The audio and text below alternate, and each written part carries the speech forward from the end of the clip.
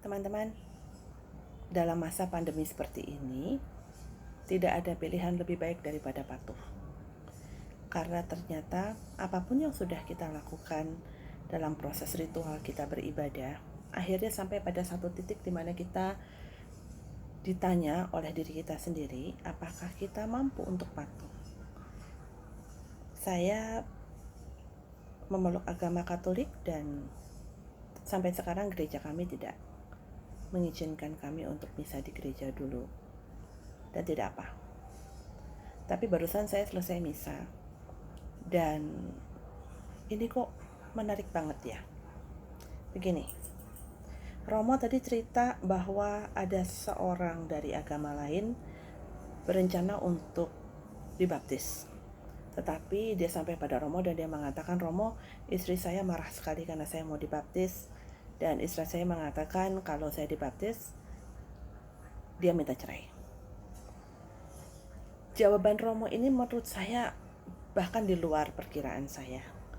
Romo mengatakan gak usah buru-buru baptis, tetapi berteguh pada iman yang kamu imani, ajaran Yesus of course, karena itu sedang dalam pelajaran agama Katolik. Dan jangan berpisah dari istrimu.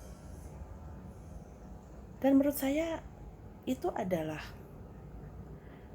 aplikasi iman yang benar apabila kita menyadari bahwa semua agama mengajarkan kebaikan, kerukunan, dan cinta kasih.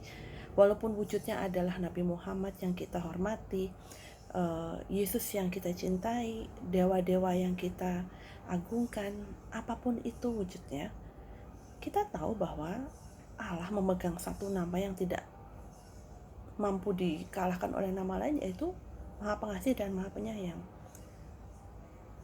Menurut saya itulah mengapa orang apabila memilih untuk berkeluarga, itu adalah sebuah keputusan untuk paham bahwa komitmen kita sebenarnya bukan dengan pasangan kita. Komitmen kita adalah dengan Tuhan. Itulah bedanya orang disakralkan perjanjiannya dalam ijab kabul, dalam sakramen perkawinan, dalam tata cara agama, ketika mereka memutuskan untuk setia dan berjanji satu sama lain seumur hidup. Karena kita ini makhluk yang sangat terbatas. Tidak mungkin kita belajar untuk setia, belajar untuk patuh, belajar untuk mengasihi, belajar untuk mencintai walaupun dalam kondisi kesal, apabila tidak ada sosok yang kita bisa pegang, kita raih. Dan bentuk kita adalah suami atau istri kita atau anak-anak kita. Sehingga rumah adalah laboratorium kehidupan. Pengecualiannya adalah apabila anggota keluarga kita dalam posisi berbahaya secara fisik. Misalnya salah satu dari anggota keluarga abusive, tukang pukul, menyakiti, dan mengancam keselamatan jiwa. Kalau menurut saya itu adalah kita punya catatan lain, yaitu kita bertanggung jawab terhadap keselamatan kita juga, karena kita kan punya tanggung jawab moral terhadap hidup kita. Tapi lepas dari itu, kita setiap kali mengalami rintangan, kalau yang saya selalu ingat-ingat ketika saya mau quit, setiap kali saya mau menyerah, adalah saya tidak menikah dengan manusia. Kita menikah dengan Gusti Allah. Kita menikah dengan pihak ketiga yang hadir ketika kita mengingkatkan janji.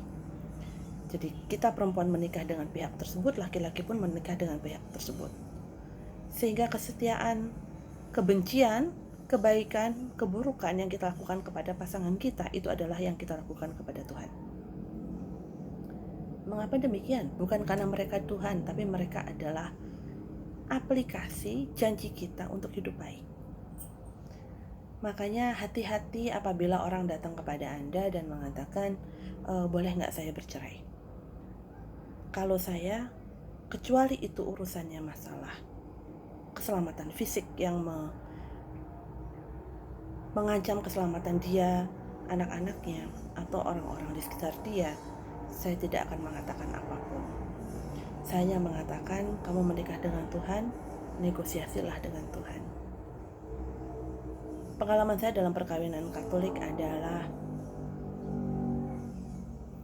ini saya alami sendiri, bahwa ketika kamu berjanji, Sampai mati kamu tidak bisa lepas dari janjimu.